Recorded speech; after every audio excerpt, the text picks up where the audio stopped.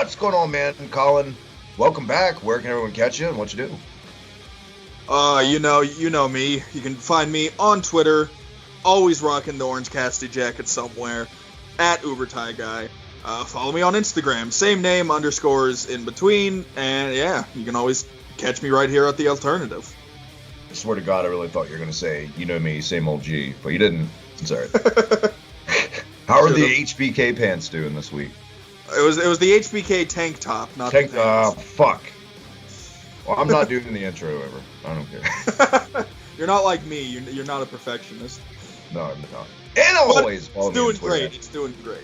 Follow me on Twitter at the Hibiki TMD. Hit that red button right down below. Subscribe right here on YouTube for all the goodness, retro gaming, pro wrestling, Terry Bollea's bullshit, everything in between. It's good to be back. It's good to have another decent episode of Dynamite to talk about. And, coming off people, the one saw our Double or Nothing review, I wasn't that high on that show. I was way higher on the Dynamite episode that followed it last week. And I got to say, for me, this one was better than Double or Nothing and Dynamite last week. But that's just my personal preference. I mean, either way, I like Double or Nothing. I like last week's show, but I thought same here. I thought this week's show was really good, and I'm excited to get into it. Now, as the world goes to shit, this AEW episode started off completely different, like no other episode ever has, with the whole BLM movement and all that stuff. I thought it was a very nice touch, and every company should be doing that right now, quite frankly, as they are, and it's a good one. The one thing I've liked about AEW is the fact that they don't shy away from what's happening. They very directly tell you, hey, we know exactly what the fuck's going on, and we understand it, and they acknowledged it. They do their best to be positive and stay out there, and that's what I like about them. Now, on the other end of that, sometimes there's some pointless virtue signaling. I don't think Linda Hogan was going to be booked at any point, at any time in AEW's future, but for some reason, Tony Khan felt the need to come out this week after her asinine comments, which I do agree, to say that she's not welcome here and Terry Bollea is not welcome in AEW. What has she ever done in wrestling in the first place? Jack shit. Fuck all. I mean, I thought that was kind of unneeded to say, personally.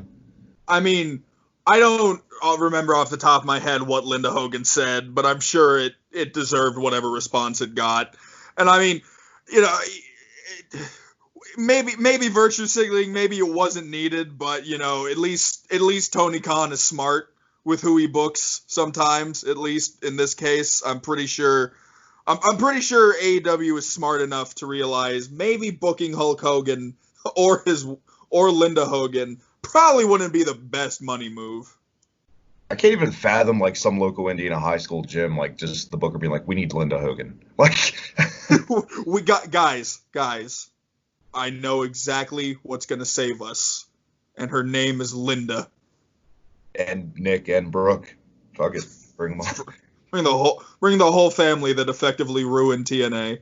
Now, we talk about we don't know if the virtue signaling tweet was needed. What I do feel was needed, though, was the tag team champions were in the house. I feel like first time in a while that we've actually seen them here. But, we've had stadium stampedes and all this shit. It's good to see the champs back. Adam Page, once again, is a goddamn star. He has taken the mantle, and it's not fair to Pac because he's been off TV, but Adam Page is my favorite AEW performer right now. I don't know about you, Colin. He's knocking it out of the park, everything he does. Adam Page is such a money character.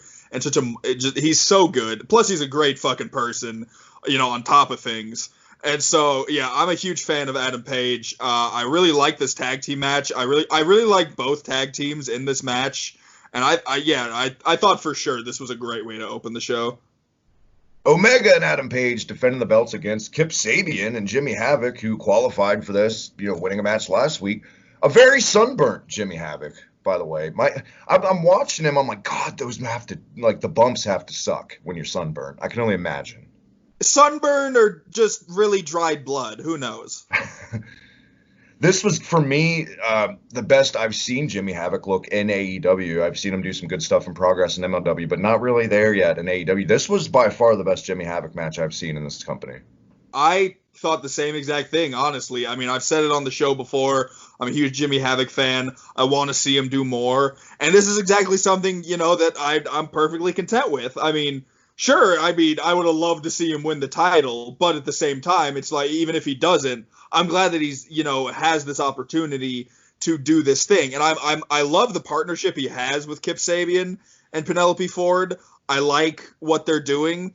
And I want to throw some a fantasy booking idea at you, but I'll wait till like the end of the match. All right, fair enough.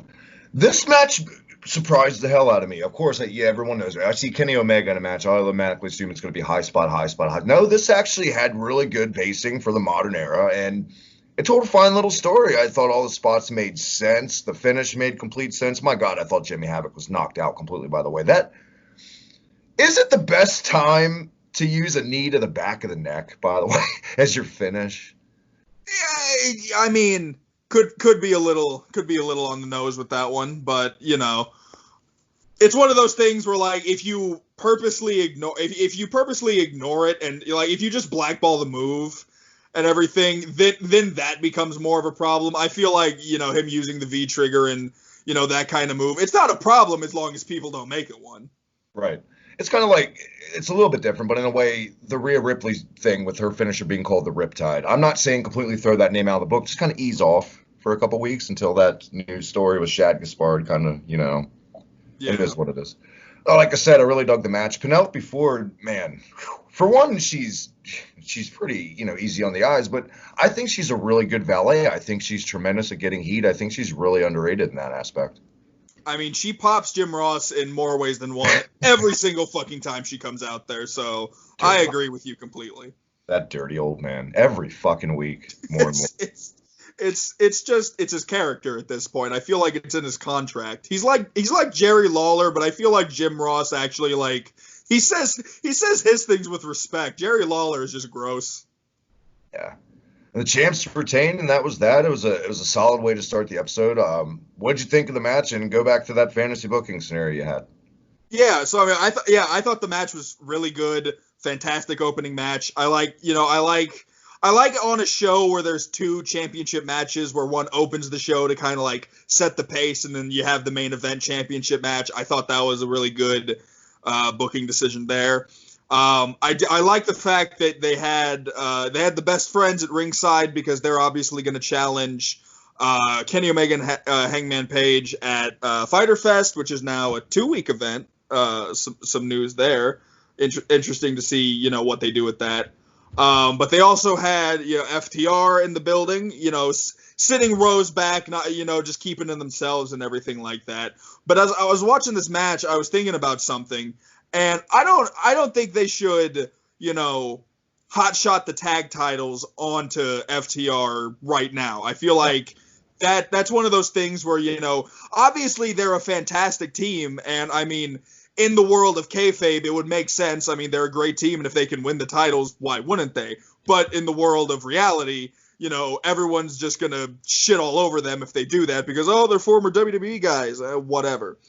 But in the case that they did, I was thinking in my head, FTR has always been for years and years, big proponents of tag team wrestling. They're a very traditional tag team. They stick with the tags. They try not to do anything illegal unless they're heels. I don't really know entirely, but I was thinking about this match, and I thought to me it would be an interesting idea where. So Omega and Page are the tag team champions, but they're not tag team wrestlers. They're not people who they weren't a tag team before this. They weren't a tag team when AEW started, and they just won the titles. They have separate entrances, their own separate thing going on. This whole match was a case of that, to make sure separate entrances. Yeah, no, that's exactly what I'm getting to. Same thing with Kip Sabian and Jimmy Havoc. Two guys who aren't really tag team wrestlers. They just kind of started hanging out together, and now they're winning. And same thing, separate entrances. And I've always had like a mindset where if you're a tag team, even if it is like a thrown together team, I feel like you should come out at the same time, especially if you're the tag team champions.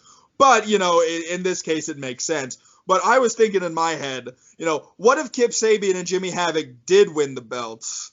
And then FTR immediately was like, you know what? No, fuck this. And they just went apeshit on the tag team division and took the belts off of them almost immediately. Like they would, in my head, they would be like transitional champions, because in my head, FTR stands for everything that is tag team wrestling. And I can't imagine, in kayfabe, they're watching this match and they're happy about it. They don't. I don't think they like the fact that these are two, thrown together tag teams. I don't think they like the fact that these are just, random people who they don't care about, being in the tag team or really being the champions. They're just there to, collect a paycheck because of it. So that was kind of the idea I had, where, if, Sabian and Havoc, because and they could still do it with Omega and Page, because the same thing applies to them. But to me, it would be like the transitional champion thing. That way, the Omega Page match can be, with the Revival, can be saved for later on. But yeah, so I was just thinking about that earlier. Oh, it makes sense. It makes total sense. I don't even think we get to Hangman and Omega versus FTR. I think they're going to drop the belts before then. I hope they don't go the route, because they've been, obviously doing this tension with Paige and the Elite. I hope they don't split up. Paige isn't going to work as a heel right now. Nobody wants to boo Adam Page. Fair to say. Well, if you'll remember earlier in the series right here, I've been saying I feel like if they do a split between Omega and Page and the Elite or whatever, I think Omega's going to be the one to turn heel. I think they're going to they're gaslighting us to think it's going to be Hangman Page. It's so obvious, it's right there, blah blah blah. But like you said, no one wants to boo Adam Page right now. No one wants to, everyone loves Adam Page. He's one of the best characters in AEW today. So I think it'd be great if Omega was the one that turned heel, and that way, we get a heel Omega again, which we haven't had in a really long time, and we get to, we get a face Hangman Page. I think that's going to work out great. Right now, though, I feel like, the split isn't coming as soon as people think. They had been teasing it for a long time, but now, they seem to be, getting their shit together. They found common ground. You watch the Stadium Stampede match. They beat the shit out of Jake Hager in a bar, and then Hangman just pouring out whiskey and giving Omega his milk because Omega doesn't drink, and they were just getting along like pals.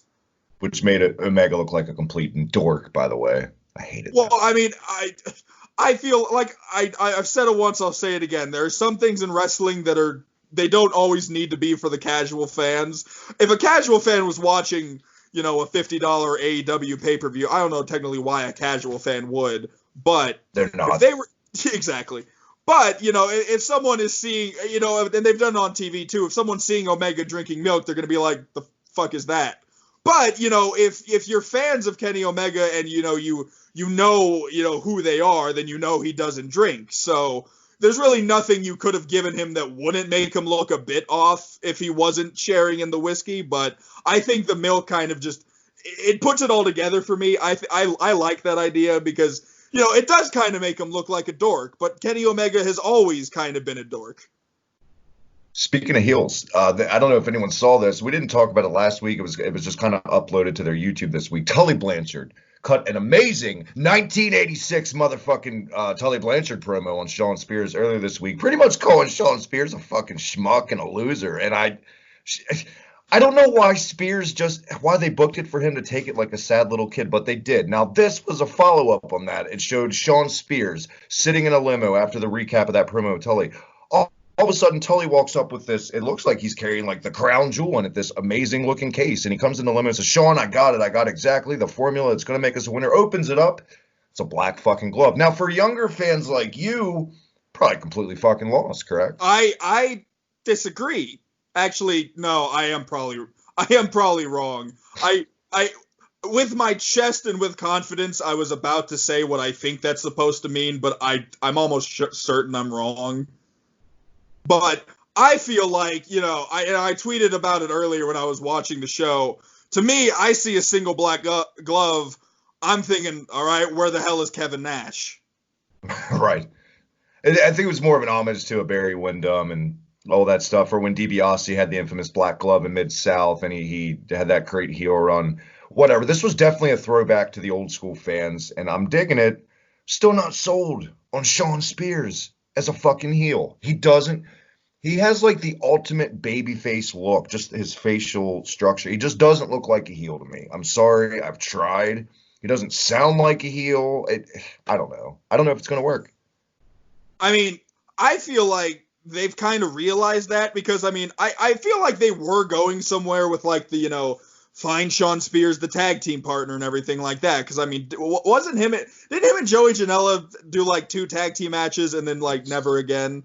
Yes. I think that was something along that lines. I think that, they realized that and they're trying to, bring it back. Because I don't think they want to give up on Shawn Spears at all. But, they got to make something work. And what's been going on so far hasn't. But I loved the fucking promo last week with Tully just railing Shawn Spears, just yelling at the top of his lungs. And even this week, yeah, non-stop, like no breaths were taken in that whole video from Tully. It was beautiful.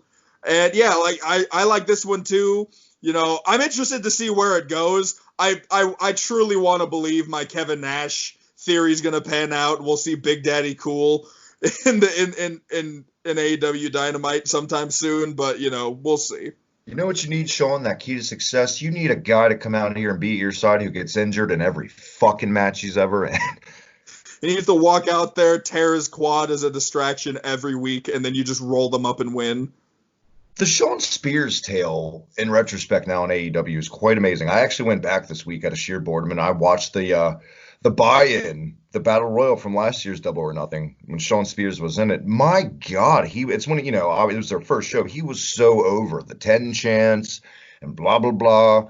He had him eating out of the palm of their hand in that match, and they tried And nowadays, when he comes out, he gets no reaction. None. Is this fair to say this was the first guy they kind of, quote, fucked up a little bit with booking? I was making a coronavirus joke because there's no audience, but at the same time, I'm still not wrong in the sense that he doesn't actually really get that big. Shawn Spears is one of those people where I feel like everyone wants to, everyone wants him to be something huge. He's not. But he's not. And that's not his fault entirely. I mean, he can only do whatever creative has for him. It's not like he has any real control over it. But, and you're right. I mean, I've watched the buy-in Battle Royal half a dozen times because I'm a whore for Battle Royals. And, he was such a huge reaction and everyone was so pumped when he left WWE, had that big feud with Cody and everything. And,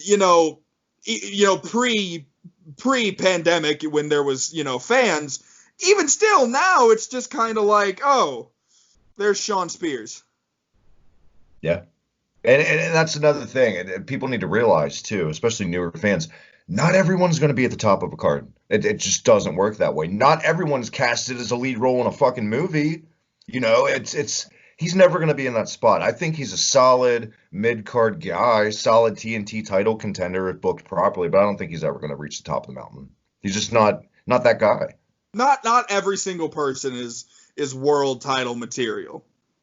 Speaking of world title material, up next, Brian Cage beat the shit out of Shawn Dean. My God. The drill claw is an amazing finish, but I'd be lying if I said that Brian Cage isn't scaring me a little bit when he executes this move on guys. The guys, I don't know if it's on them, they're not tucking their head, but every time, like last week and this week, I thought he broke the guy's fucking neck. But again, they're doing exactly what I wanted them to do. They're explaining a little bit more why Taz is there. Taz is taking the lead, obviously he should. He's the mouthpiece. Taz is cutting some damn good promos. I got to give it to Moxley. Moxley, we all know he has his moments where he's goofy, and it's hard to take him seriously. I feel like last week in this with the stare down and just him getting in there, this is exactly what you want to book your tough fucking top babyface world champion who's that, quote, Steve Austin guy. Why would he sit back there and listen to him talk shit? He came right out. He hit the music, came right up and got right in his face. I like this segment. I have no complaints about any of this. I don't think Brian Cage is winning that belt like we talked about last week. I think these are notches under Moxley's belt for his resume to give him a solid run to make him look stronger. I don't think Brian Cage is going to be done after this. I'm sure he'll be back eventually, but you think it's too soon to be kind of feeding Cage to Moxley, or do you think there's a chance Cage might just take the fucking belt? I'm gonna be honest with you. I think Cage has taken the belt. I mean, I mean, they didn't give it to Brody Lee, which, in fairness, I was also under the impression that they were going to give it to Brody Lee. Also, for anyone watching the show, first of all, thank you to anyone who listens to us just rant about AEW for an hour and a half. If you hear a bunch of background noise, I took in a cat the other day, and he is now wide awake and just climbing over everything in my room right now. So if you hear bags being fucked with, I'm so sorry. Your cat's joining the Dark Order. No, I'm actually proud of us. I'm keeping it on format this week. We're not derailing, so not too much. Thank Christ they didn't put it on Brody Lee, and I like Brody Lee. Not in that role. Not in that fucking role. I don't, because a lot of people have been saying it. I'm going to say it right here on this show. He's a charisma vacuum. He's not that guy. He's that guy that should be beside a Bray Wyatt or a mouthpiece, that shit kicker, blah, blah, blah. You like it. I know. Was it fizzling out for you, though? I know it's got to be fizzling out a little bit. I mean, I feel like they haven't done enough with the Dark Order since Brody Lee has lost. Because I'm super into the Dark Order, or at least I was, when they were doing the whole who's the Exalted One, stuff like that. And, the thing is, the journey is always, better than the destination, they say. And, when they tease big surprises or, debuts or, returns, stuff, whatever it be in pro wrestling, there's 100% rate where, after a certain point of time, it's just some guy who's there, who's been there. I can think of, it happens to every single person on, the WWE main roster. I remember when, the Revival debuted on Raw against the New Day, at the Raw after Mania. And their pop when their music hit was one of the loudest fucking pops I've ever heard for anyone ever. And, it didn't take too long, for them to just, be another tag team that's on Raw. And the same thing happens with any other person in wrestling. And so it matters. What matters is how they, book these characters and how they book these things, after the fact. Now that we have Brody Lee as, the leader of the Dark Order, I feel like they kind of backed themselves into a corner, booking him into the title shot almost immediately. Immediately when he, debuted. Because now that he's lost, it's like, well, shit. What do you do with them? Now they have to give him something to keep him interesting. And this whole thing that they're doing with trying to recruit Colt Cabana, it could go somewhere. But I mean, it's hard to go from world title picture to, oh, hey, Colt Cabana's losing a lot. Let's go see what he's up to. Right. Yeah. So I mean, I believe Brody Lee has the, potential and the charisma to be one of the, these lead people. But at the same time, it all depends on if they let him and, how it's booked and what he's given to work with. I kind of looked my crystal ball, the world title scenario, year and a half for me. There's no reason it shouldn't be MJF, Adam Page, guys like that. I don't see Brody Lee anywhere near that equation. That's not a good thing. It's not, but it's true. Yeah. It goes right back to what we said. Not everybody can be a top guy. And I think Brody Lee was definitely that notch in the belt, the resume for Moxley, like we talked about last week. What did you think of this standoff with Cage, Taz, and Moxley? Was it done right? Are they booking Mox serious? I think they're doing right by Mox right now because they're driving home the fact that he's off kilter. This dude isn't fucking right. And then that's what they should be doing with him. Not just this serious, I'm going to kick your ass. No, I mean, the guy laughs. He mocks people. He shakes. He twitches his hand. I'm digging it. I'm not going to lie. Yeah, I think it's great. I mean, I thought the promo Taz gave was phenomenal. Taz has always been fantastic on the microphone. Brian Cage is a fucking monster. I mean, you and I both saw what he did, to Shawn Dean. That man is dead now. Like, he's over. And so, and I like the dynamic because, Taz is the mouthpiece. Cage is just this monster fucking dude who will, tear through anybody. And out comes Jon Moxley, who's, yeah, he's not right in the head, because no sane, normal person would just trot to the ring with an angry Brian Cage in the middle of it and yell at him after getting in the ring. Especially after this attempted murder we just saw. Right, yeah, it was bad. It was real bad. And then, and Jon Moxley just walks in, and I like it because, he has this smirk on his face. He's waiting to get in the ring because Taz said wait. He's literally holding his position, and then he's like, "No, I'll get in the ring. Fuck you."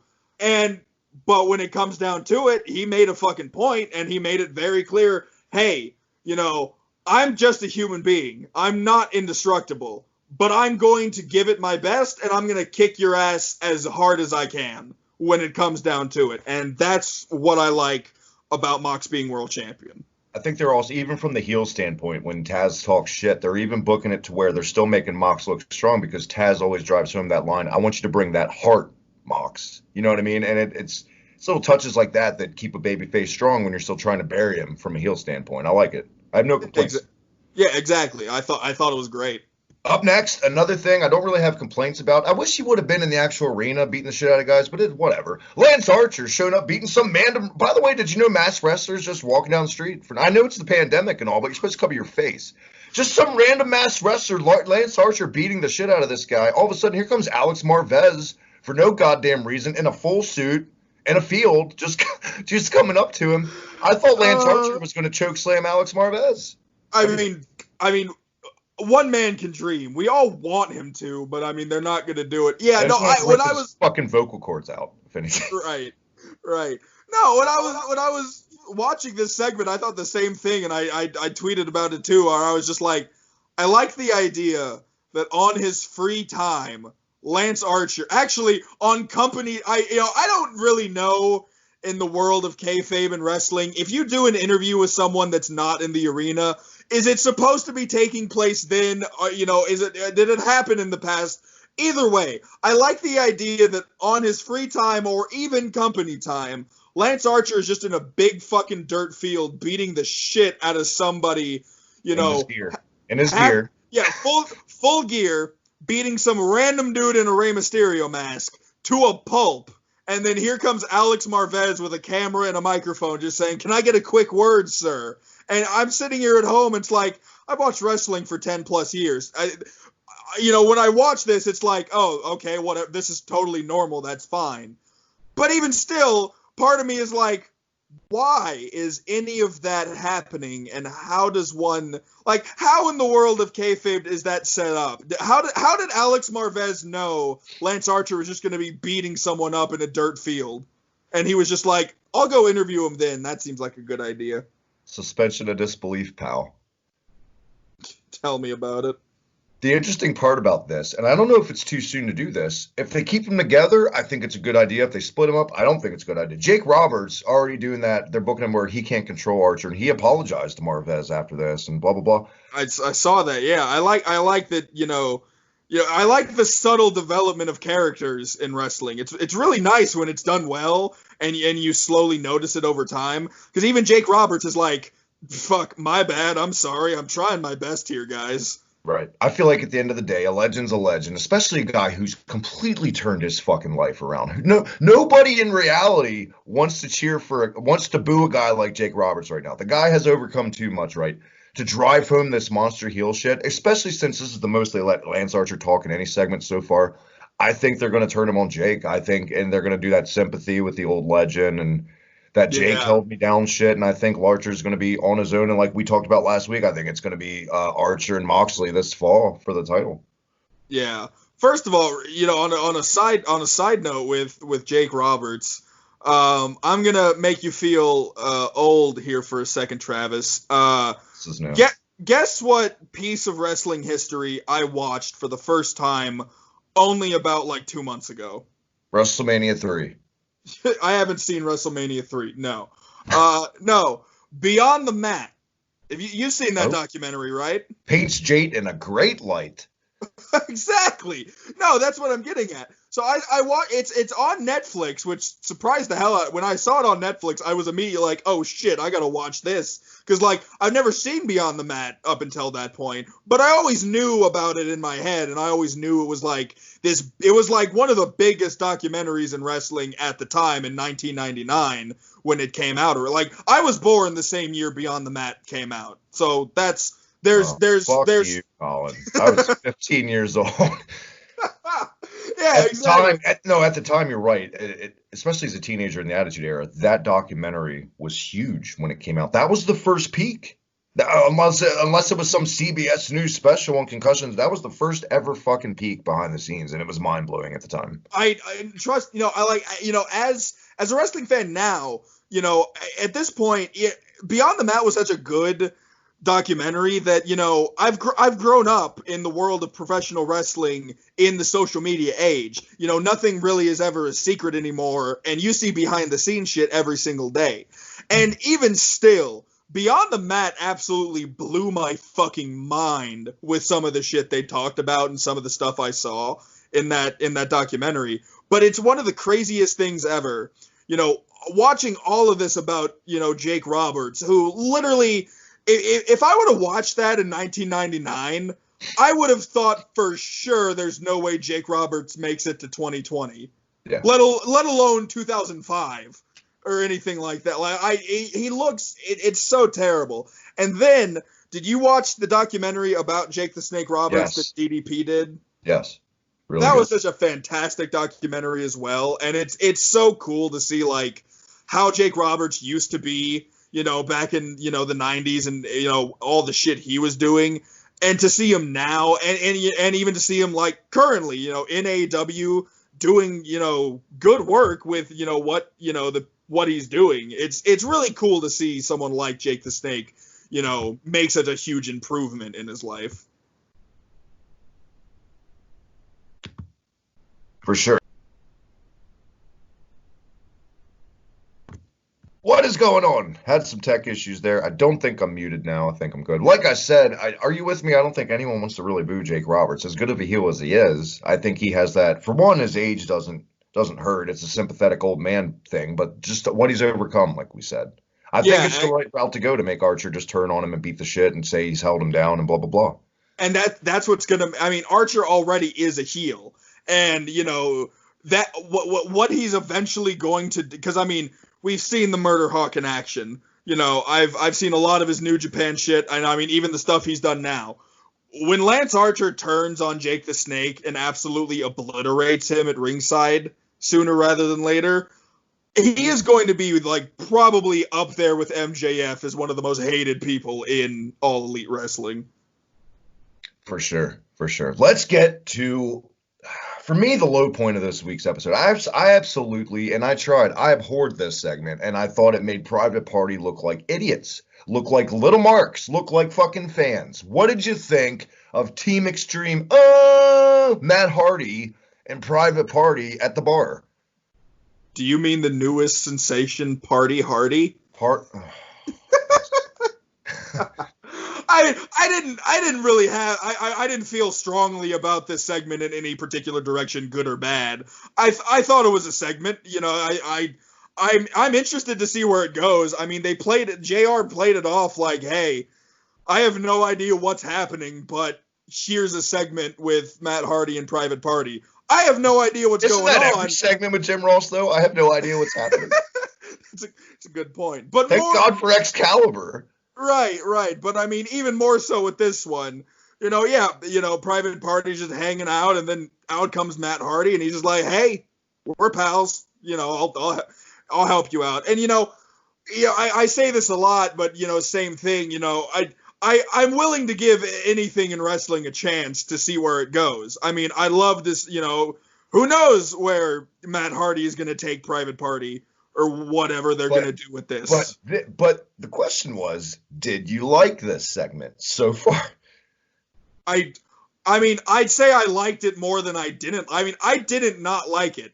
I didn't necessarily, I didn't walk away from this segment like, oh shit, I can't wait to see what's going to happen next. but at the same time, I wasn't like, get this off my screen. So, I mean, I'd say I liked it, but, you know, it's at the same time, this is the, you know, I'm more like, it's more or less one of those, you know, curiosity type things. Like, okay, let's see what happens here. Let's see what, you know, what is Matt Hardy going to do? You know, where's this going to go? Well, in the land of kayfabe, not for nothing. I mean, being a little mark and tweaking your knee and a kayfabe injury ankle grants you enough to get a TNT title shot the next week, no matter what the fuck your record is anyway, because it's Mark Quinn and Cody next week. I mean, I think I heard somewhere that it was supposed to be Phoenix who was getting the shot, but he's stuck in Mexico, obviously, with the pandemic going on. They couldn't pick any other guy with a substantial record except Mark Quinn. I mean, if they actually pay attention to the actually, I think Private Party doesn't have an amazing record. You know, I mean, 2-4 or something like that. Right. I mean, I think it's a good opportunity because I think what Cody's doing with the TNT title is showing off, you know, wrestlers who are going to be the future of this company or, you know, and pro wrestling altogether.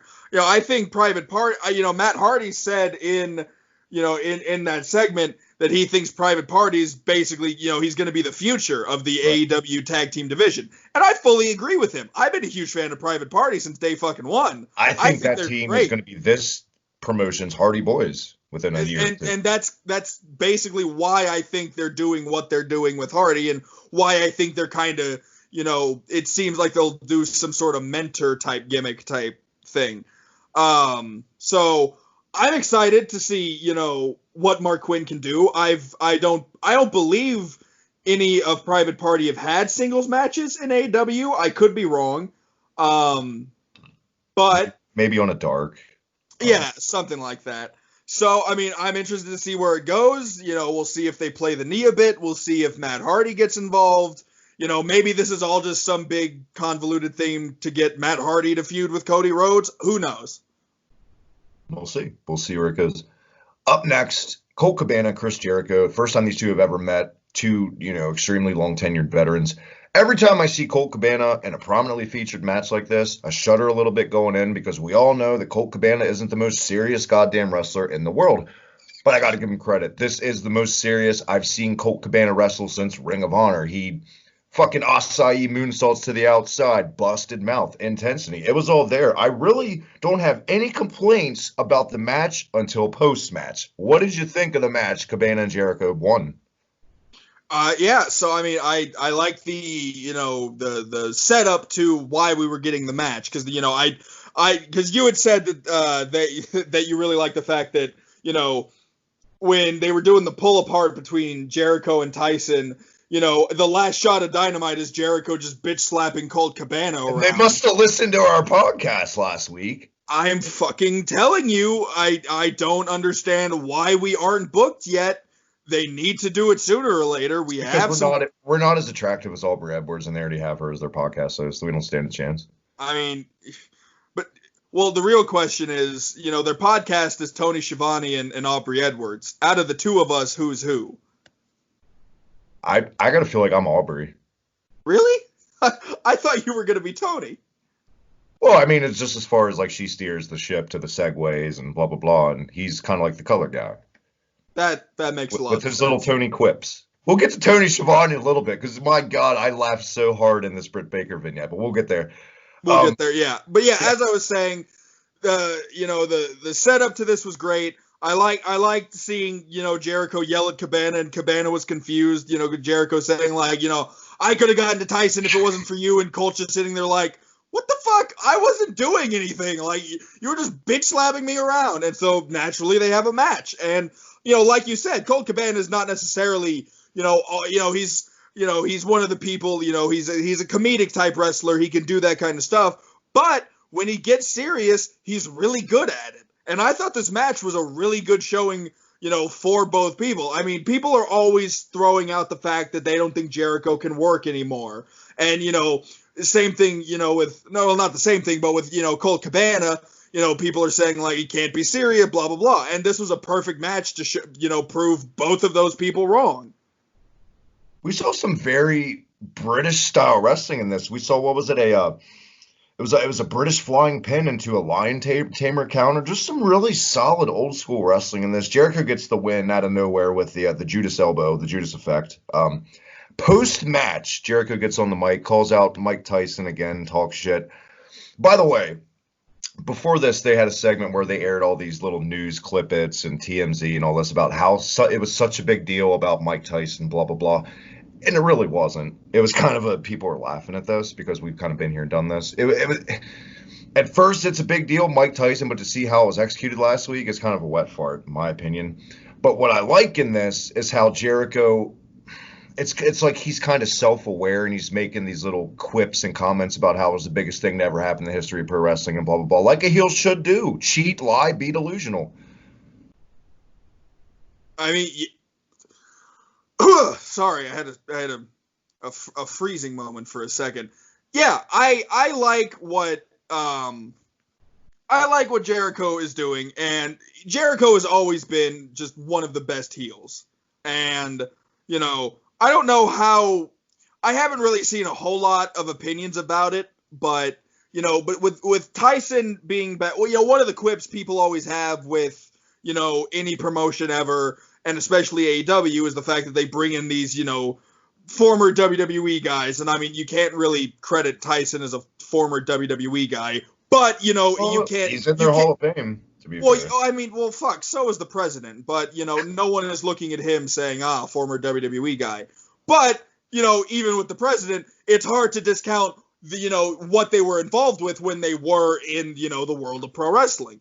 And I think it's a smart call because Mike Tyson is scheduled to fight Tyson Fury, Evander Holyfield, and, stuff like that. He's on a comeback tour. And AEW is smart with the marketing. They know that, articles are going to have to mention them, or at least some of them will. They have to capitalize on it. And so, and it's right there. I mean, you have Chris Jericho. He's one of the, in my personal opinion, he is one of the greatest wrestlers of all time. Not necessarily, he's not necessarily the, the best technical wrestler, but I mean, you have to count characters and stuff like that too. So like I said, I think he's one of the greatest of all time. And you have a guy like Mike Tyson, who is universally known. He's a household name. And you put these two together over something that's actually a real thing that happened in wrestling. I mean, not real, but you get what I'm saying. Yeah. It's a smart strategy for sure.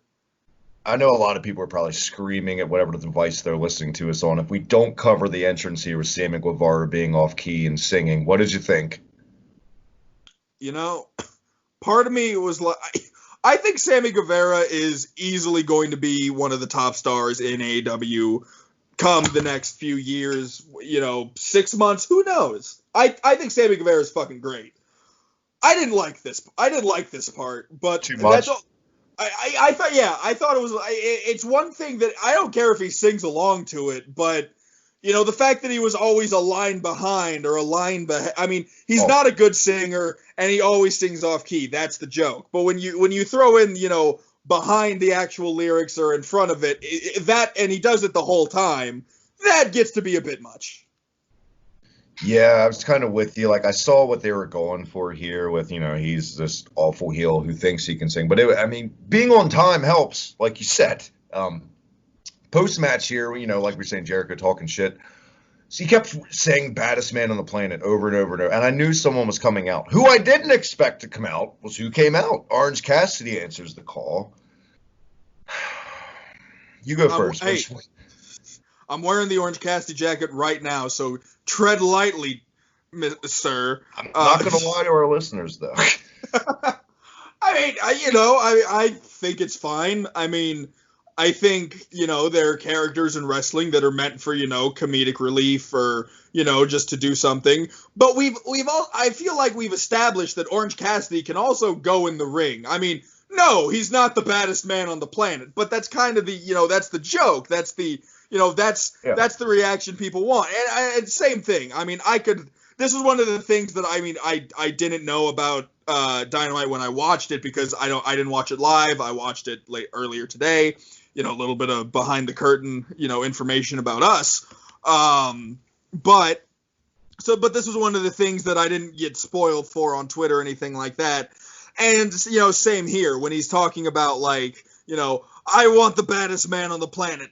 The baddest man on the planet. Come out and blah, blah, blah. I'm like, okay, they're setting up for someone that's obviously not going to be Mike Tyson. It's very obvious. You know, you watch wrestling for 6 months and you could easily tell what was about to happen. But there it is. You just said it.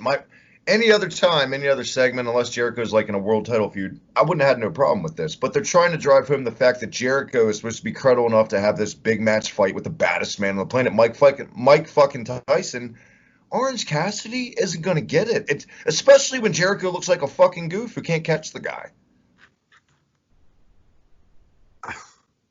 I have no argument against you. I simply just don't, you know, I like the segment. I mean, for what it's worth, you know, it's not one of those, it didn't bother me or anything like that. I think it was just one of those, you know, it's just one of those things to kill time type things. You know, they want to feature Orange Cassidy on the show. You know, they want to do something with him. And I mean, it did set up the match for next week. I mean, next week we're getting, you know, the best friends in Orange Cassidy versus Jake Hager and Pride and Powerful. So, I mean, it wasn't for nothing, at least. I mean, if they went out there and didn't do anything about it, you know, the next week, then it would be one of those things where it's like, okay, why did that happen?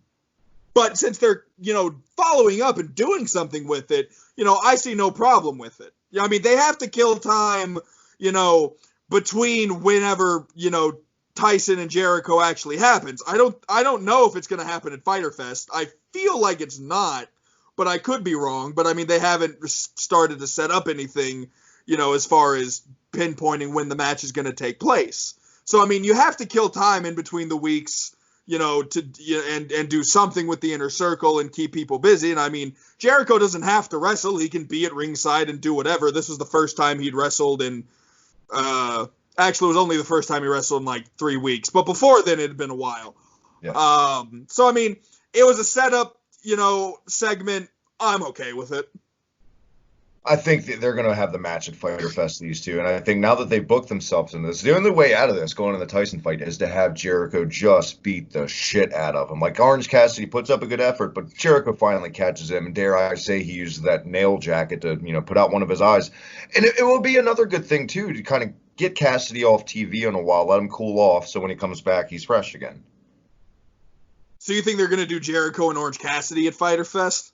I think they are. I think that's what they're going for, and I think that whole the whole vehicle is to make Jericho this sadistic looking heel who's losing his mind by the end of it, and to just destroy this beloved wrestler who everybody loves.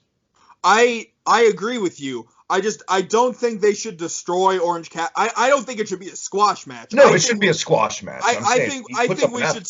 Yeah, I think we should see what we saw with, you know, Orange Cassidy versus Pac. I think we should get that kind of match with, you know, Jericho and Orange Cassidy. Obviously, you know, Jericho will win, and then after the match, you know, absolutely obliterate Orange Cassidy to your heart's desire. Right. The only squash match on pay-per-view coming up I think needs to happen is Nia Jackson-Asuka. I think Asuka needs to beat her in 2 fucking minutes, send her ass back down developmental, and it makes Asuka look like the Asuka of 2016 again. 2 birds, 1 stone. But that's another podcast, another company. Let's talk about my goddamn favorite thing on this entire show, better than any match, better than any fucking this Britt Baker, Rocky, Mr. Perfect montage, whatever you want to call it. This is exactly what they need to be doing with Britt Baker. Shit like this. Yeah, I think after the, you know, and we'll get to this in a second, but I mean, we had the match with Big Swole and Nyla Rose, and then after the match, they had, you know, the segment with, you know, Britt Baker on you know, her Rolls Royce. No, it was right before the match. It was right. They had the vignette before the match with Big Swole and Nyla Rose, and then that was the reason to show her sitting at ringside in the Rolls Royce. No, I know that. I'm just pointing something out that happened after to then circle back to what's before. What did you think? What did you think of this vignette? I can't even put it into words. Yeah. After that match, and they had the Big Swole, and that, part of me for a second during that whole thing was like, is this injury a work? Are they working us? Because part of me is like, why would they prop an injured lady in a wheelchair on a golf cart? That doesn't seem safe. Who almost fell off the golf cart because Rebel apparently has never driven a vehicle before when she put it in reverse. Right. But, beside the point, during the promo, the segment before, I thought it was great. I mean, you've been one of the, bigger critics of Britt Baker, with her, inner stint with AEW during, the duration of the show. And, I think it's safe to say the direction they're going is good, despite the fact that she's injured. I think the fact that they're doing something with her and keeping her relevant and because, I mean, they had just turned her heel and she was getting somewhere with being a heel. And, then she goes through this injury and you're like, well, shit. I mean, it's written in wrestling lore that, if you injure yourself and come back weeks, months later, you're automatically a babyface. Until you kick another baby face in the face. But, they're doing it, alternatively.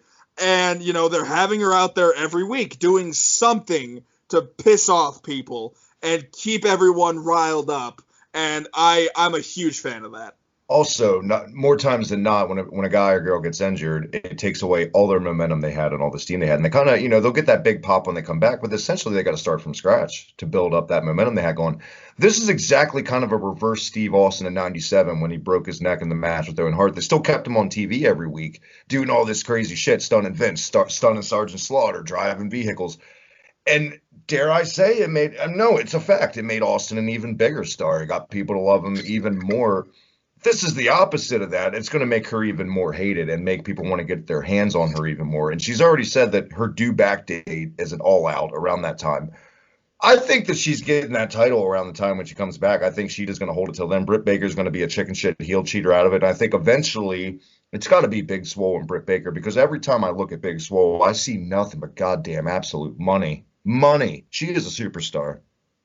She's one of the people that should be in the conversation for one of the best, female wrestlers today. I mean, just based on, pure athleticism and raw talent, Big Swole has every single thing you'd want in a prime time role for, a wrestler.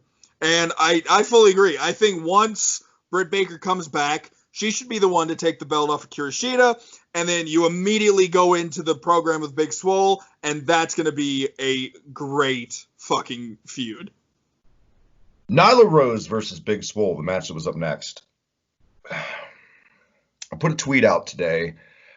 I don't understand the booking philosophy of Nyla Rose matches. 1 week, you can't take her off her fucking feet. And that's what she should be. Let's be honest. Look at her. This week, she was taken down 2 minutes in with a side headlock. And I get it, her name's Big Swole, but it's kind of the ironic joke because she's not really that big. You know what I mean? Nyla Rose is obviously way big. I just don't get it. A lot of people said they liked this match. I did not like this match. I thought the roles were completely reversed in this match. I thought that it felt like Nyla Rose had to struggle from underneath more in this match than Big Swole to me. Is it just me, or am I going nuts from the quarantine? I mean, I agree with you. I feel the same way, but part of me is just saying, I feel like they did that on purpose to, try and make, Big Swole, Nyla Rose beat Big Swole, and, but at the end of the match, Big Swole looked like a threat. She looked like someone who could, still kick your ass. And, she's going to keep wrestling every week. She's going to keep getting stronger, and she's going to win that title sooner rather than later. And I think this match is just, was one of those, like you said, her name is Big Swole, but no, she's not a very large human being. And she's fighting Nyla Rose, who is obviously, significantly bigger than Big Swole. And, Nyla Rose is, putting up a fight. But Big Swole is still at the same time, getting ahead of her and, getting on top and, beating Nyla Rose. And I think they did it in a good way. Personally, yeah, I think they did it in the right way where, and maybe the first, takedown of Nyla Rose should have been something better than a side headlock. I'm not disagreeing with that. But I do think that, I feel like what they were trying to accomplish was get Big Swole to look good, even though she lost, and I feel like they accomplished that. By the way, it took me like 12 minutes to notice she was wearing yellow Power Ranger cosplay. It didn't even register at first. I didn't even notice at all. Can't go back. Call me crazy. I think Nyla Rose is damaged fucking goods at this point. She doesn't need to be in that title picture anytime soon. There's, especially with the Britt Baker, who's the biggest heel in that division. There's no reason Big Swole shouldn't have won this match. It's her first match back in 2 months. I mean, what was the fucking point?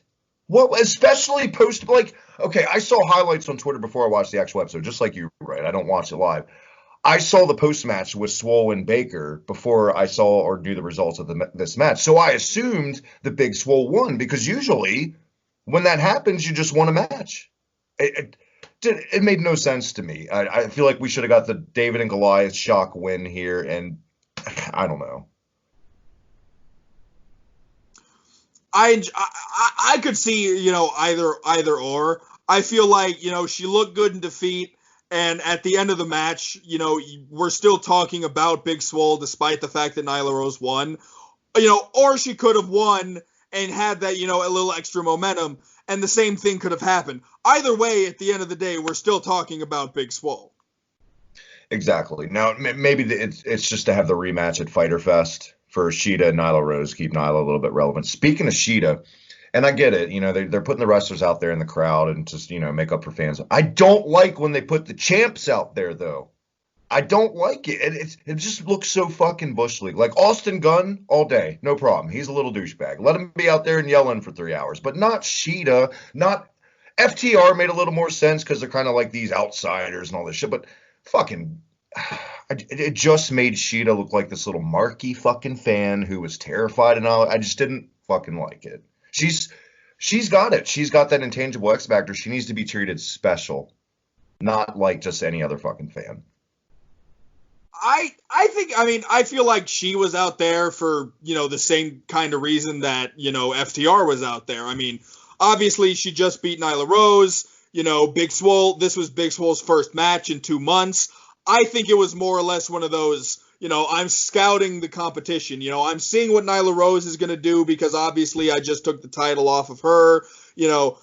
Big Swole is back, so I'm going to watch to see what she's up to, see if she's going to be a threat. I think that was more or less what, the idea behind it was. But at the same time, from a real life standpoint, I just think they're putting out people who show up. I mean, it doesn't matter who you are necessarily. I mean, yeah, you're not going to see the Young Bucks just chilling out there. You're not, you're probably not going to see, Kenny Omega and stuff like that. But, even still, I think it made sense. I think it made sense that they showed her during that match and they never really focused on her, outside of the fact. Either way, I still think we're getting those two at Fyter Fest, Nyla Rose and Shida, the rematch. And obviously Shida, I think, is going to win. You got to keep Shida strong right now. Don't take that belt off her. I mean, that would be probably the stupidest decision AEW has made since the beginning.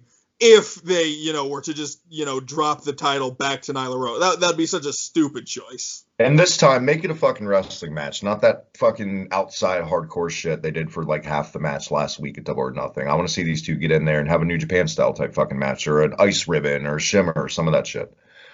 Up next, Darby Allin with to be honest, I like Darby Allin. He's the Jeff Hardy of this company, that enigma, but hey guys, I'm Darby Allin. This is every fucking promo I cut. I'm Oogie Boogie. I'm creepy and blah, blah, blah. It's getting old.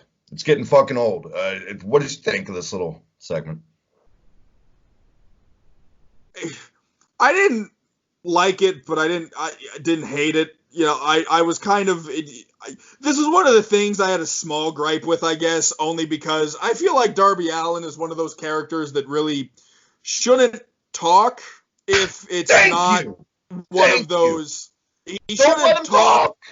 How captivating was this guy last year when he was wrestling Cody and all that? But we never heard a peep.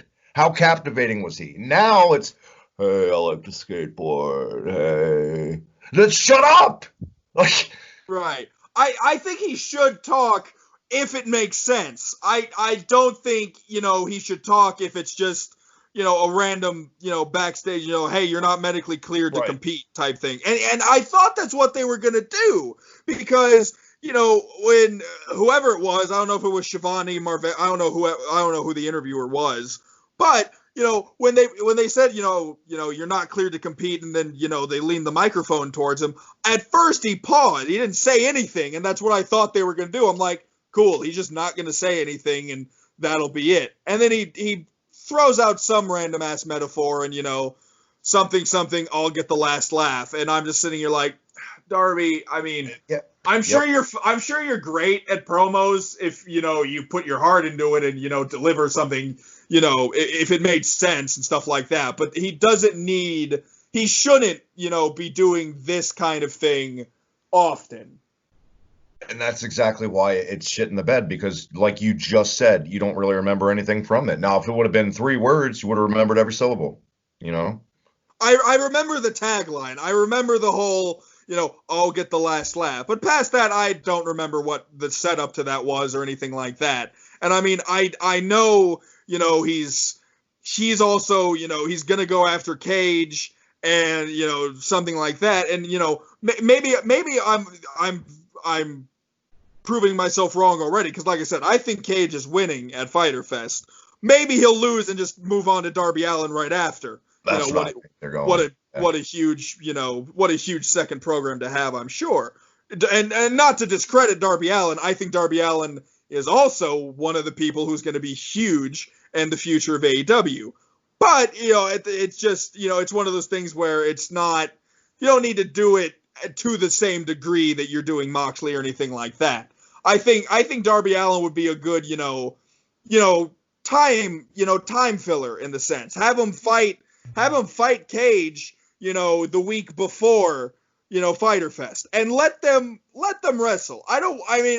Darby Allin's roughly the same size as Shawn Dean, or the person Cage absolutely, ran over last week. But Darby Allin is also, an established wrestler. That's kind of one of those other like unwritten rules of wrestling where it's like, it doesn't matter if you're the same size as, a wrestler who's a squash match wrestler. If you're established as a character, that automatically makes you stronger. It's kind of like the whole... Daniel Bryan, anyone? Right, yeah. It's like the stupid thing where it's like, if you put on a referee shirt, you're automatically made of paper all of a sudden. Same thing. Let Cage and Allin go out there and, have a kick-ass match. I want Allin to be fucking flying all over the place, and I want Cage to, absolutely destroy Allin too. Let that happen. But, they could have done it better than just him sitting in a dark room saying, I'll have the last laugh. I really feel like if I had the book right now, I would, and we're going to get there in a little bit because we're almost tying the bow on this episode. This whole, I'm going to be out here every week with Cody and all that. It's going to be going great, but eventually he's going to run into that brick wall named Brian Cage. And I think Brian Cage is going to be the next TNT title contender. I think they do Darby and Cage after Fyter Fest. I think, and it's just what I think they're going to do. I don't think it's a good way, depending how they do it, because it could make Moxley look like a fucking puss. I think Darby Allin's going to cost Cage the match at Fyter Fest, and that's going to transition to their feud after. I think that's what's going to happen. I think they're going to have a feud for the summer, early fall, Darby and Cage. It's just how they do it in the execution. It's going to be make or break for me. Honestly, that makes a lot of sense, and now I'm reevaluating my choice. I swear to God that happens every fucking episode. I convert you to my way of thinking, and I don't even mean to.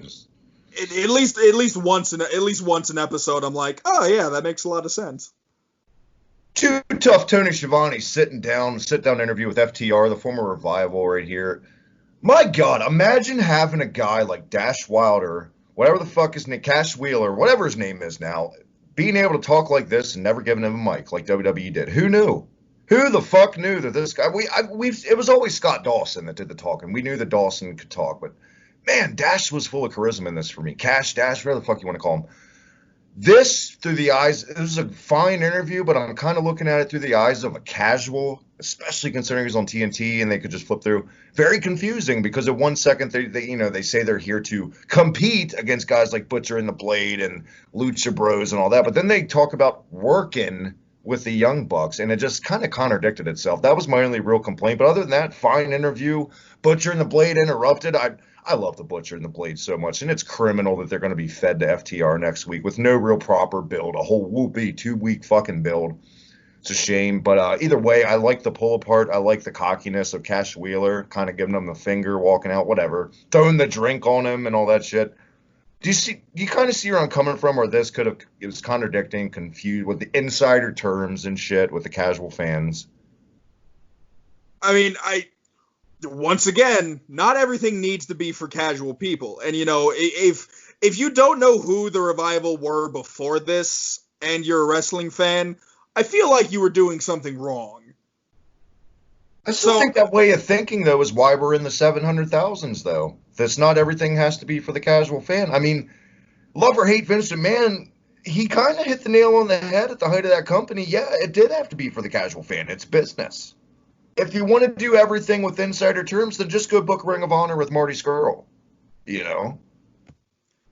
Fair point. I mean, I like the interview, and I agree with what you said. Who knew that, Cash Wheeler and Dax Harwood actually, what a surprise, they're good at fucking talking. On top of the fact that they're phenomenal tag team wrestlers. Yep. And I mean, let's give credit where credit's due. Tony Schiavone is also just a fantastic personality, and I love every interview he does, because to me, he always looks like he kind of has no idea what's going on. Yeah, well, that's a shoot. Tony checks in the mail Schiavone. I mean, right. Great point, JR. Great point, Excalibur. Yeah, exactly. It's almost like he has no idea what pro wrestling is. He just walked into the wrong interview one day and has just been bullshitting his way through his wrestling career the entire time. Dare I say that was his run in WCW too? I wouldn't be surprised. You're not wrong, honestly. I think Butcher and the Blade, like I said, though, they're totally eating the pen next week against FTR. There's no reason FTR should lose. There's absolutely no. I mean, you'd be insane to have FTR lose their debut match, and I mean, I like the Butcher and the Blade, but it's not like they're doing anything of great importance. I mean, they've been nothing more than, the audience members. Like, that's all they've been doing for the last, few weeks, is just they're in the audience, they're cheering, booing, whoever, whatever. Now that they're, I'm glad that they're finally going to do something. I'm excited to see them finally wrestle again. I'm very curious if they're going to bring up the fact that, Braxton Sutter's real life wife is just all going of a sudden there. Just head over heels. Now they've lost a little pet bunny. Yeah. Yep. I think that the obvious thing there, I think it's a setup from Allie. She's totally playing QT Marshall. Now, could this segue into... We didn't even mention this. Let me backtrack 1 second before we get to the main event. That Big Swole thing, she kind of talks shit right to MJF and Wardlow's face. And I don't know what the fuck they're doing with MJF, but he kind of just took it like a fucking schmuck and didn't, he could have at least fired back with verbally or something. I feel Endgame, they're going to try to revisit MJF and Cody down the road in the Nightmare Family. I think this is kind of to get inside the heads of the Nightmare Family and plan, because, the alignment with the Butcher and the Blade and MJF. Now, is that digressing and treading water, or do you think they should go back to that program with, those two groups? I mean, holy shit, Travis, are you telling me that wrestling might actually have some sort of fucking consistency with old storylines? That's a fucking, novelty and a half. I like that idea if that's where they're going, because, I mean, no doubt, I think you said last week's episode, MJF and Cody is, going to be, Ric Flair and Steve. Who did you compare it to? Was it Ric Flair and Steamboat? That rivalry you can go back to. Flair and Steamboat, any of those, whatever. Yep. Steamboat, Sting, they both start with so close enough. Yeah. But yeah, so like you said, that's going to be a rivalry that we'll never quite see the end of. And if they do it right and they space it out over the various courses, various years, it'll be a great thing to see. And so, yeah, I'm definitely, I'd be super interested if that's where they're going, and I think that would be a very good. It would make sense because I mean they haven't really told us why all of a sudden, and I mean, I don't know if it's been mentioned.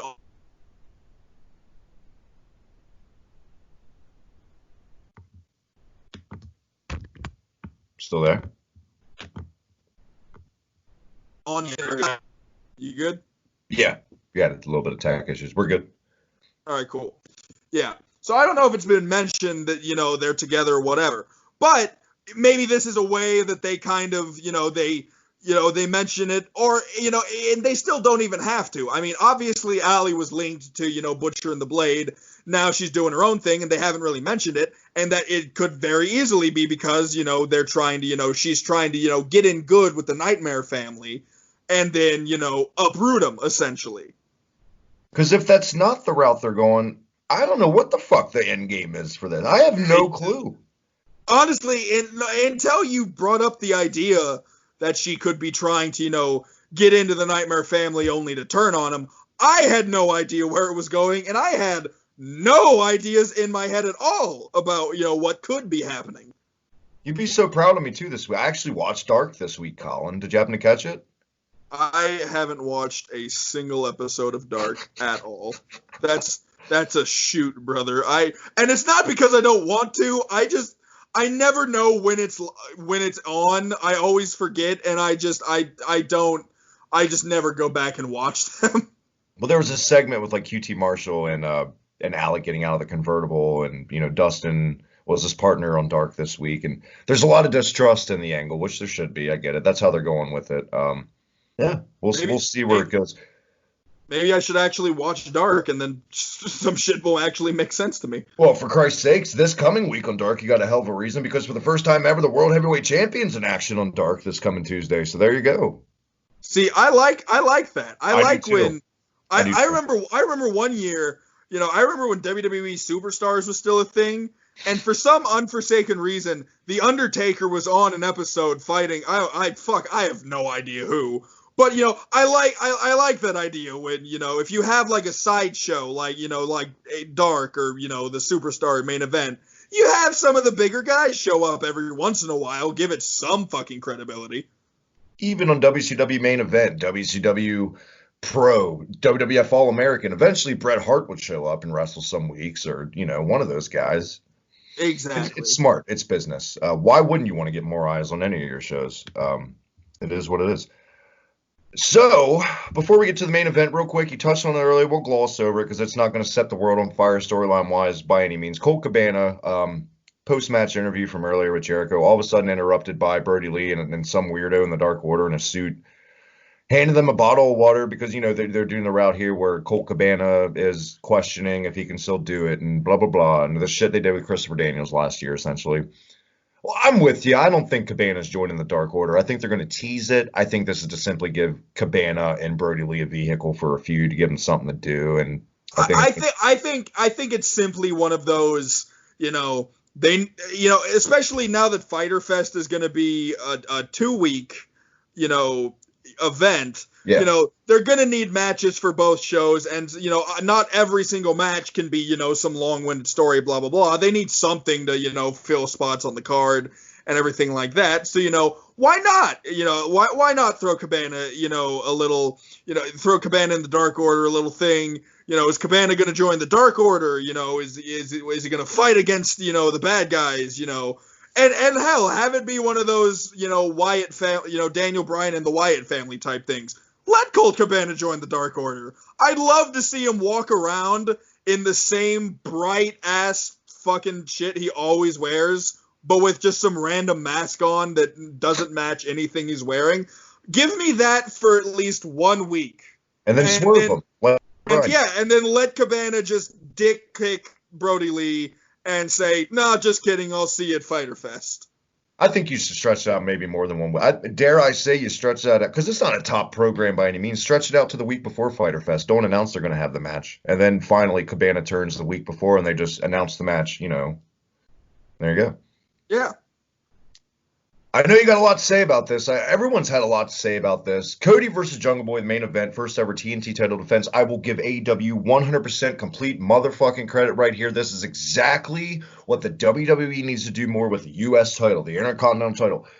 Treat every belt like it's special, not just two of your belts. This felt like a big deal. It was built up throughout the entire show, dare I say, and not just because it's on the Golden Boy. This belt was treated more importantly than the world title this week. Yeah, I mean, I like the idea that, all titles can, have some prestige, have some credibility to them. And that's why, I said last week, I think Cody was a perfect choice for the first champion.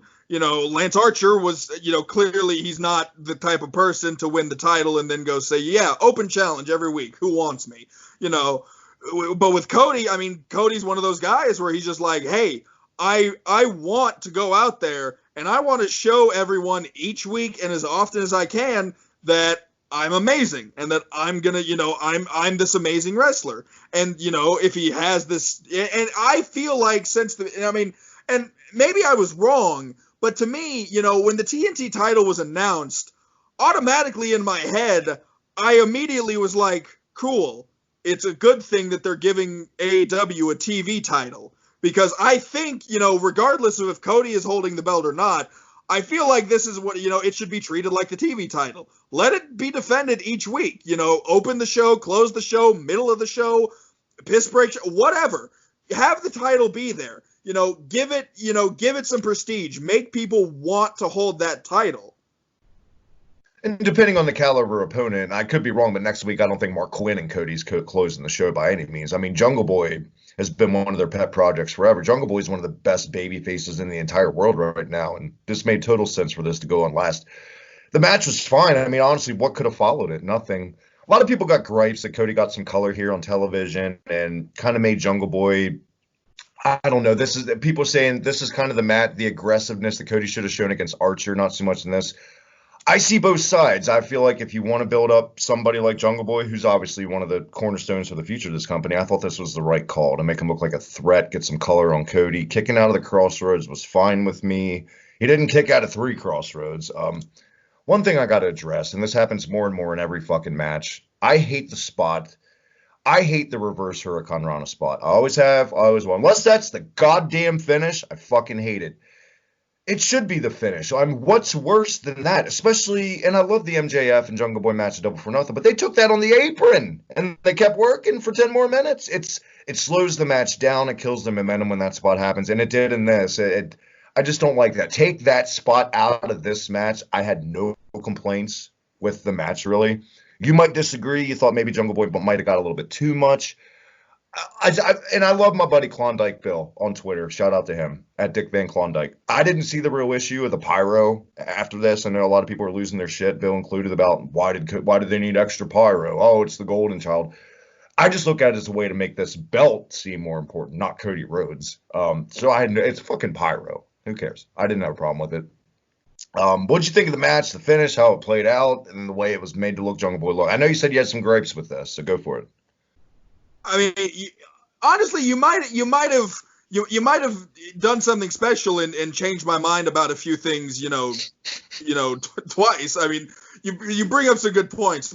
My gripes with the match were, I feel like I like what you just said. I like that. Well, it wasn't that you said. You were saying other people were saying it. That this is the kind of match that like him and Archer should have had, and Archer and whatever, flip the role, whatever. Yeah. Part of me was and I don't know. I feel like I'm kind of contradicting myself when I say, I want this title to be big and mean something, and then when they do these things to make it happen, part of me is like, well, that seems a bit unnecessary. And when I watched the match and I saw it happen, and one of the things about like having no fans and being able to having a little more freedom is you can clearly tell. I mean, it was a blade job. I mean, Cody didn't actually get busted open by any means, and I didn't know. I mean, I knew Cody won the match heading into it, but I didn't know anything about the match ahead of time. I didn't know that he was bleeding or anything like that. And so when Jungle Boy was having his words with MJF on the sideline, and they cut back to Cody just bumbling around, blood everywhere, I'm like, well, wow, that was obvious. And so part of me, I feel like if they didn't make it as obvious as they did, I wouldn't have necessarily been like, well, was that really necessary? Because, I mean, Cody Rhodes is basically becoming Ric Flair when it comes to, bleeding in every single match he's in. Because, it seems like, that's what it is. I mean, at this point, Cody Rhodes is basically, the golden line is always to be the man, you got to beat the man. And I guess Cody is going for bleeding more than the man. So you know what? And I don't think people talk about this enough. The more I think about it, Cody Rhodes, the character, it's kind of like they threw his dad and Ric Flair in a blender, and he's a hybrid of both. I've always liked Cody Rhodes. I don't know exactly what I thought about him when I first started watching wrestling, and he was in the Legacy with fucking Ted DiBiase and Randy Orton. With the Zelda Triforces on his boots and shit. Yeah, first of all, I hated the way, I'm wrong. Maybe I didn't like Cody Rhodes the entire time because, what if the... Phantom of the Opera mask, Cody? I loved that shit. I didn't hate that gimmick either. But I thought it was great. But one of the things, there's not a whole lot in pro wrestling that a lot of people, like every single wrestling fan agrees with. I mean, I'm sure firsthand better than anyone that's the case. But if there's one thing I feel like wrestling fans can agree on is if you're wearing trunks and you don't wear knee pads, you look like a fucking idiot. And you look like an idiot or a complete badass who doesn't give a fuck. I mean, Stone Cold made it work, for a while, but he's Stone Cold. Cody Rhodes in 2008 when he was in the Legacy is not, Stone Cold Steve Austin. But I digress. That has nothing to do with the match. Well, I immediately think of Pete Dunne. I think it enhances Pete Dunne's toughness, that aesthetic to his character, that he doesn't wear knee pads.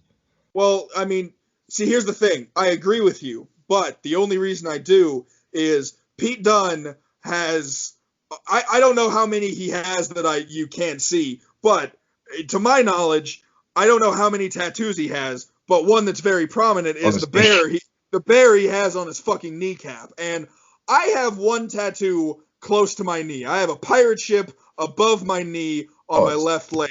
It's all bone. Well, I mean, I'm fat, so no, not necessarily. But even for bigger guys, that's right. No, I mean, that's what I'm saying. When I got this tattoo, it's not a huge tattoo. It took 20 minutes, but it was an excruciating 20 fucking minutes. And the tattoo Pete Dunne has did not take 20 minutes. So, I mean, Pete Dunne's one of the few people who will let pass, because if he can get his knee tattooed, he doesn't need knee pads because his knees are clearly fine. For the sake of derailing the show real quick, do you think... It had to happen eventually. Yeah. I mean, we made it to the end, at least this time when we did it. Do you think when you see aesthetically Matt Riddle with no shoes on, does that make him look like a dumbass, or does that make him look more fucking legit? Like he doesn't even need boots to kick your ass? I think the no shoes thing works if it kind of makes sense with the character. I think when Rusev was doing it back when he first debuted, I mean, yeah, when Rusev was doing it back when he first debuted, I didn't bat an eye at it because to me it made sense. I can't quite tell you why it made sense to me, but for some reason, something about him not wearing shoes and just kicking the shit out of people, and I think it kind of added to the fact that his setup to the fucking the camel clutch was always he just fucking jam your foot in his spine his foot in your spine. Thank you, English language. And so there was that, and then he eventually wore shoes because he, broke his fucking ankle because he wasn't wearing anything when he fell. And same with Yokozuna never break an ankle, by the way. 600 pounds, never wore shoes once, never broke an ankle. His legs. I mean, shit. You could give Yokozuna shit for being as big as he was. I guarantee you, his legs could kill you if they wanted, because those things were carrying some weight. God, I miss Yokozuna. Rest in peace. Well, I mean, hey, even with Yokozuna, it made sense because, I mean, he was kind of like a sumo wrestler character. And, I mean, in sumo wrestling, you don't wear shoes. So, that's one of the ones where it makes sense. With Matt Riddle, Matt Riddle is, very obviously a very laid-back, chill person. He doesn't say it, but he totally smokes weed all of the time. I'm pretty sure he has. Oh, he says it. What do you mean he doesn't say it? I don't think he directly says it, but he's definitely not secretive about the fact that he's probably stoned in everything he does. And I feel like Matt Riddle has a separate bank account for all the fines he gets for smoking weed. Yeah. But same thing with him. I mean, him not wearing shoes makes sense to me because he's just laid back, and it just kind of makes sense. Does okay, there's a couple things about Cody as a babyface that don't really add up to me the more I think. Maybe I'm looking too much into it. Wearing a weightlifter's belt seems like an unfair advantage. Fair to say? I would say yes, it's an unfair advantage, but I feel like it doesn't necessarily affect his like face or heel status. Because I mean, the Young Bucks. Well, I'm not done. Oh, I'm sure you're not. I'm just saying with that one in particular, you know, the Young Bucks were doing it. I think that's where Cody kind of got it from, and he started doing it too.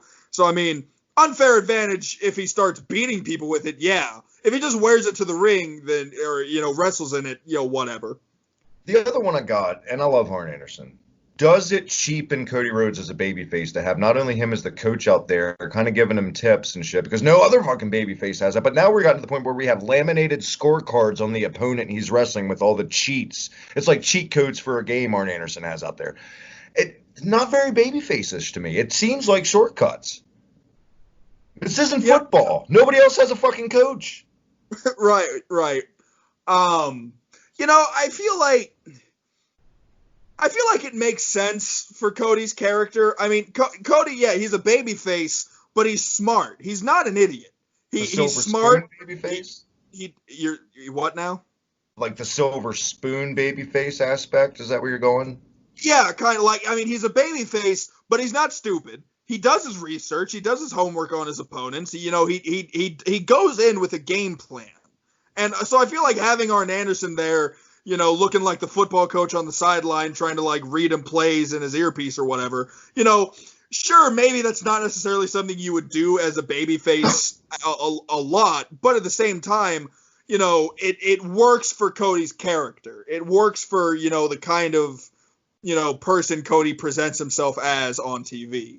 Yeah, I know we don't have any fans in the arena right now, but I don't think anyone's booing him anytime soon. So, I mean, I don't think it's really affecting him. It's just, I've watched wrestling way too fucking long is what it is, and I overanalyze everything, I guess. I'm turning into goddamn Cornette, for fuck's sake.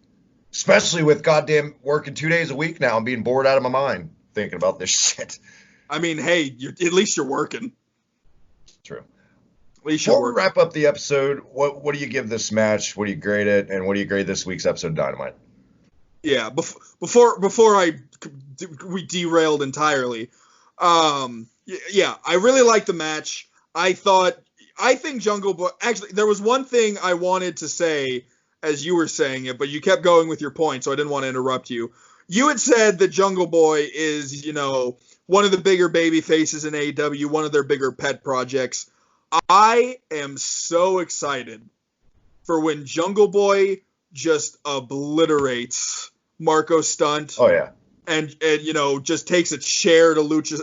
I'm waiting for him to, you know, Seth Rollins just chair to the back, beating the shit out of, you know, every single. I think I can tell just by looking at him, he's a great babyface, but I think he can easily be on the same level of MJF as one of the best heels in the company. And I'm really excited to see that happen one day. I don't think it should happen. Even if he's not, get him a proper mouthpiece and it'll still work because it's a built-in gimmick. Son of a movie star, blah, blah, blah, silver spoon. It's all the blueprints of a great heel. I couldn't agree more with you. Right, and so I'm really excited for when that happens. And I think that's kind of what they're setting up to slowly. I mean, they've given Jungle Boy, you know, a lot of big-name matches, but he doesn't win a lot of those big matches. Right. And I think that's slowly setting up to, you know, him eventually, you know, turning on the Jurassic Express, which, to be fair, I will be sad when that happens for the sole purpose that I like Jurassic Express. I think they look like just a bunch of ragtag people that would have no business knowing each other outside of the world of pro wrestling, and that's what I love about it. So, I mean, I'm going to be sad when that happens, but, you know, it's going to be great when it does, though, and so I'm really excited for that. I think this match made both guys look great. Cody obviously, wasn't going to drop the belt in the first defense. He's not dropping it next week. I don't think he's going to drop it for a little while. Couple months. And so I think, building up Cody every week is going to be great for whoever eventually beats him. And I think Jungle Boy looked fantastic in the defeat. And I mean, even if I did have, a bit of, the complaint with Cody bleeding and everything like that, you are right when you say it does make Jungle Boy look like an ass kicker. I mean, obviously, we're, led to believe that, he's the reason for that. Because, I mean, he threw Cody Rhodes, into whatever it was he did. And that's what caused the bleeding, air quotations, and so on.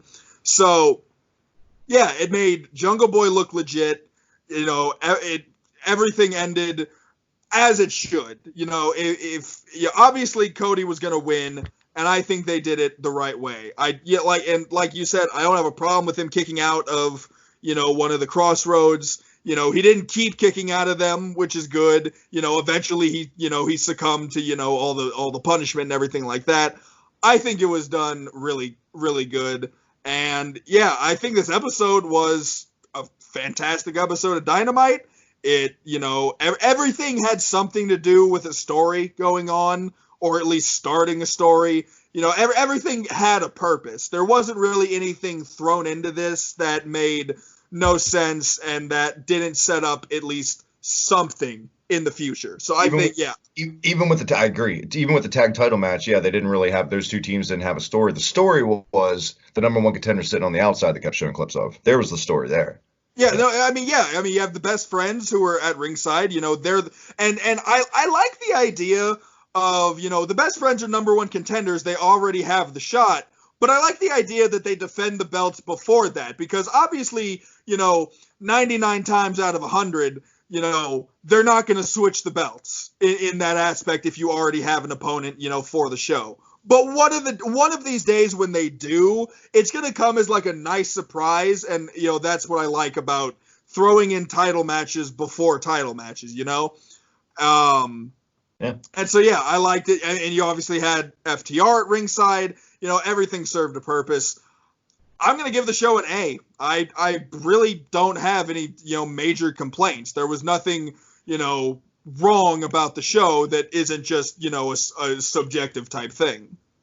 Just because I'm a picky asshole, I'm gonna give it a B+. I thought the show had exactly what I complain about and say every good wrestling show should have every week on any show I do. It had a little bit of something for everybody. It, like you said, it continued on every storyline. There wasn't really anything that felt there for no fucking reason, like the majority of a WWE main roster show, even NXT some weeks.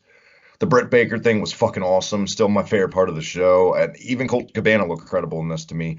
And I'm going to leave you with this on the Jungle Boy thing real quick. Now that I think about it, we talk about him going heel. I think this ad nauseum, Jim Ross putting him over on commentary could be on purpose at this point. They're telling him to overly put over Jungle Boy as this, ad nauseum, to make people sick of hearing about how great Jungle Boy is and shit. That could totally make sense.